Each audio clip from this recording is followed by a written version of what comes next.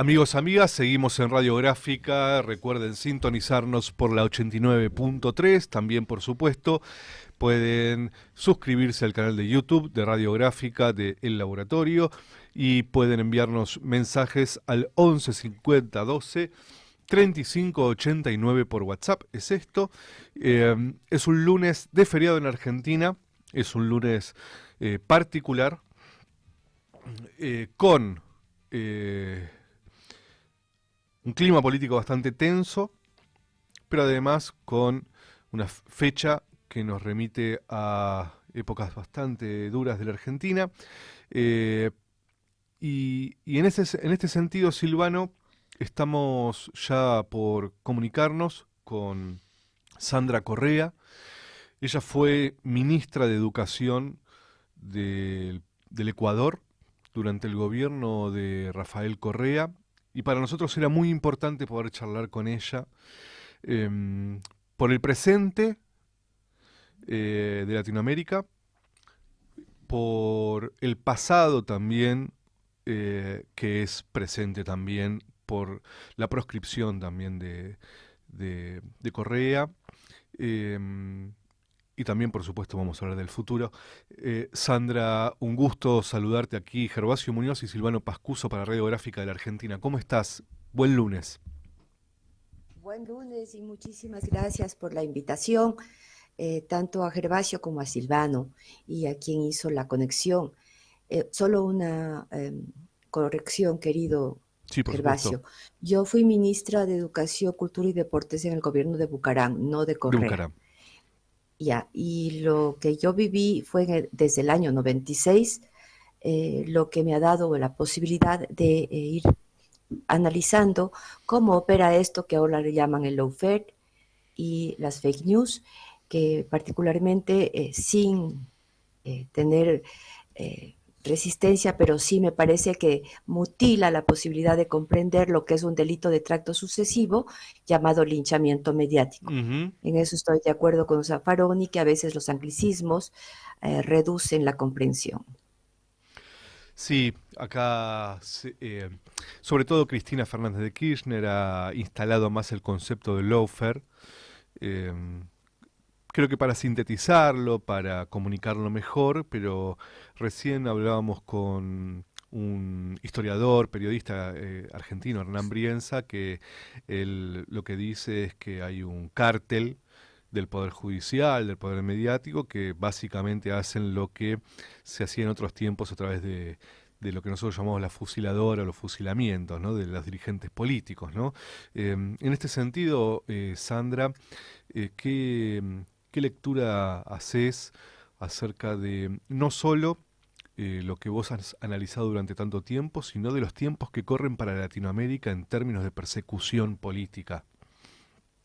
Bueno, ahora los métodos de persecución política siguen el mismo patrón de histórico, solo que las herramientas son las TICs. Ujú. Estamos en la sociedad de la información y el conocimiento y eso es lo que tratan eh, la divulgación de una mentira, de un rumor malicioso echado a rodar repetitivamente, tiene un efecto mucho más grande que antes de que haya las TICs.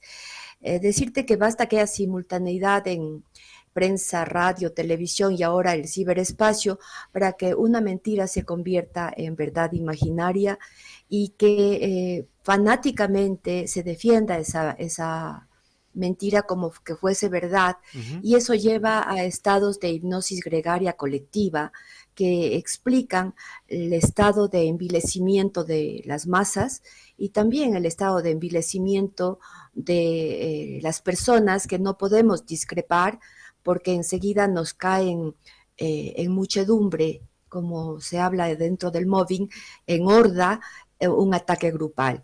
Respecto a Cristina Fernández, decirte que toda mi solidaridad para con ella habla de una manera nítida, bajo mi criterio, con lo que se conoce como la judicialización de la noticia y la judicialización de la política, con el inciso de que no se utiliza la ley para perseguir Gervasio y Silvano, sino el fraude a la ley, porque si se usase la ley estaríamos hablando de un Estado de Derecho, y lo que prima ahora en nuestras democracias y en la región es un estado de opinión, como parafraseando a Habermas, ¿no? El statu quo, lo que le es interesante para sus fines, usa como medio la fabricación de un estado de opinión. Y ese estado de opinión es el único que regulariza quién muere y quién vive.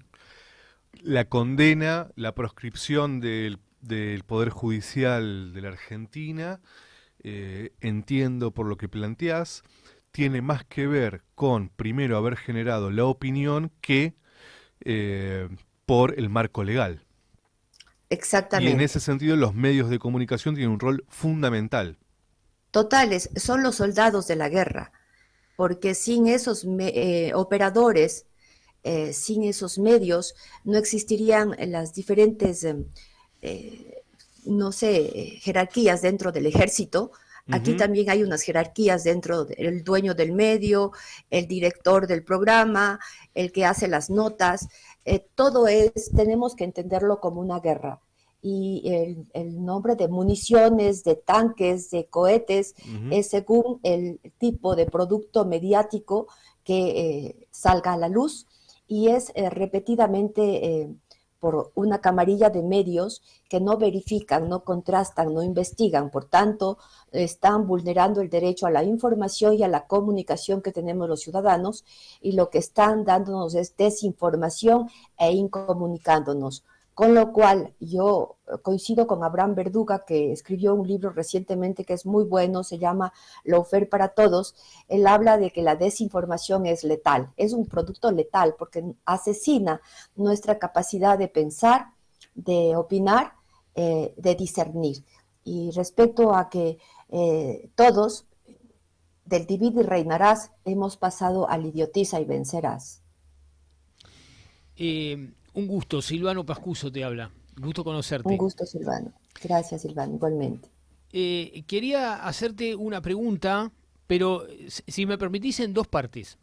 Por un lado, me Claro. interesaría saber tu opinión sobre la dimensión geopolítica que este fenómeno tiene, ¿no? Sobre todo en un continente como el nuestro, que es un continente que ha sufrido históricamente una condición de subordinación a determinados poderes exógenos, una desmedida subordinación a poderes exógenos. ¿Cómo ves vos aquí el factor geopolítico? Y por el otro lado, ¿qué podemos hacer? No desde la comunicación, sino desde la sociedad civil, desde las organizaciones sociales, desde el mundo de lo social, para contrarrestar esto. Bueno, geopolíticamente es la herramienta, porque con esto no solamente es un ataque a nivel de región ni de país, sino global. Si miramos en perspectiva una lectura metacognitiva horizontal, la mecánica es lo mismo. El objetivo es derribar a un blanco de ataque, intimidar a los demás para que no se atrevan a hacer lo que ese blanco de ataque hace. La estrategia es un ataque grupal, no es una cuestión bipersonal. Se ataca al más fuerte, Silvano, porque si fuese el más débil, bastaría con que sea algo bipersonal. Se ataca al más fuerte, por eso necesitan agruparse en manada, en gavilla, en horda. Luego, el mecanismo eh, es la repetición sistemática de una mentira desde varias aristas, para ir posicionando lo que decíamos, la mentira como que fuese verdad. Y el resultado final es el destino al ostracismo, a la proscripción del blanco de ataque. Esto no tendría esperanza si no partiríamos de que debe ser una respuesta multilateral, no solo desde los medios alternativos ni desde los medios, sino multilateral, multifuncional, desde la sociedad, desde la academia, desde los ciudadanos. Defendamos el derecho al contraste, defendamos la posibilidad de que cuando alguien empieza a repetir sistemáticamente una sola versión del hecho, estamos frente a un acoso mediático camino a convertirse en un linchamiento mediático. Me explico, el acoso mediático es el cerco que se crea alrededor del blanco de ataque para irlo dejando solo. para que nadie se junte, para que no le contamine. Zaffaroni habla de la contaminación física, ¿no? El vacío social que se le hace. Y luego, si no paramos ahí, pasamos al linchamiento mediático, que es la demonización del personaje y la condena generalizada sin concurso de la ley. Por eso es que muchas causas llegan a la función judicial cuando ya hay un veredicto mediático y no hay manera de revertirlo. Y se endilga a la persona una sentencia que jamás fue gestionada en derecho y aparte que fue fabricada mediáticamente. Con eso llega el ostracismo y la proscripción. Y ante eso, las sociedades tenemos que estar alerta porque no es solo a Cristina. A Cristina luego vienen otros y han venido otros. Si vemos geopolíticamente hay varios presidentes que han vivido en nuestra región y les vemos mucho más como que moderados en este nuevo periodo aunque han sido reelectos.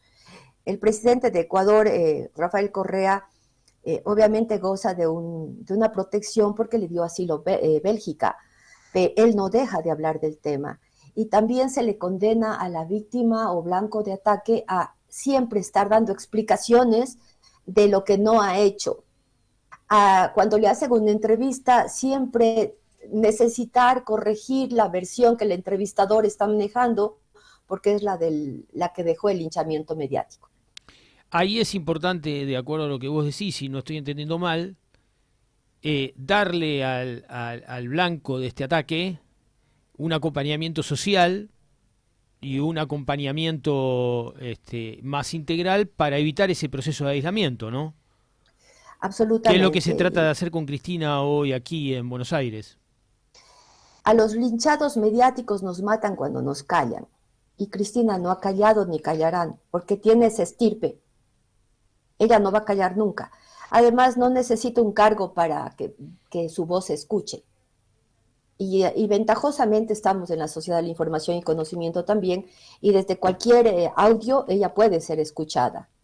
No necesariamente desde la institucionalidad, que es lo que ahora le bloquean con el tema de la detención. Y eso tiene miedo el statu quo. Sabes que esto es interesante porque una de las cosas que está planeada para el día miércoles, se verá si finalmente le dan la prisión domiciliaria antes de tiempo, pero para el día miércoles hay planificada una enorme movilización en el centro de Buenos Aires de varios miles de personas, esperemos que muy numerosa, y esto es interesante porque me haces pensar que la estrategia entonces que se ha elegido va por un camino relativamente razonable en el sentido de que Cristina va a ser acompañada por una gran multitud, tanto al momento de ir a los tribunales como a volver, y es muy interesante porque se ha generado ese acompañamiento durante todos estos días.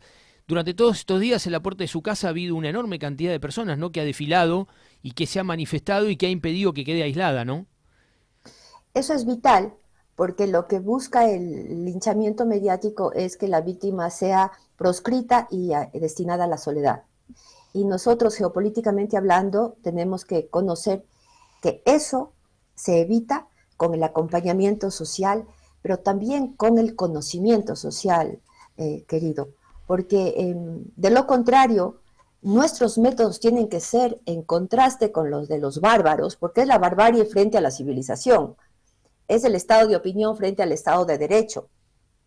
En vez de confrontar qué es lo que buscan para dejar daños colaterales en la sociedad civil, nosotros hemos de afrontar con conocimiento que da entendimiento, y hay ya muchos casos como para poder hablar de varias maneras y descubrir cuál es la estratagema que ellos persiguen. Y yo en lo particular inclusive lo he llevado al Código Penal, ¿no? Di una ponencia últimamente sobre victimología en clave de mobbing, efectos en la salud mental individual y colectiva, porque es un delito de tracto sucesivo, o sea que a medida que pasa el tiempo se va perfeccionando, y eso sigue en la impunidad e inmunidad, porque los soldados que van a las guerras tienen inmunidad para matar. Así también todos estos operadores mediáticos que son parte de un linchamiento mediático tienen inmunidad, no les ocurre nada por más que violen la ética periodística o la ley o la constitución están salvaguardados por el statu quo. La impunidad y la inmunidad les acompaña. Y mientras eso siga acompañando este tipo de delito y de conducta criminal, se sienten a salvo de poderlo seguir haciendo. Sandra Correa, estamos muy agradecidos por la comunicación. Se nos va el programa. Gracias por la claridad. Seguramente, si tú lo deseas, nos gustaría poder seguir charlando de esto. Evidentemente se abren tiempos intensos para la Argentina, que ya habían sido inaugurados por otros países en la región.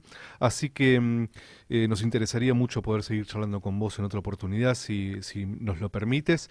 Buen lunes para ti. Con todo gusto, Gervasio y Silvano, buen lunes para ustedes. Y recuerden lo que decía el Papa Francisco, el linchamiento mediático no es una virtud, pero cómo afrontarlo puede ser virtuoso. Y desde ahí el desafío. Muchas gracias, Sandra. Te Un mandamos un abrazo. abrazo enorme. A la orden siempre. Gracias.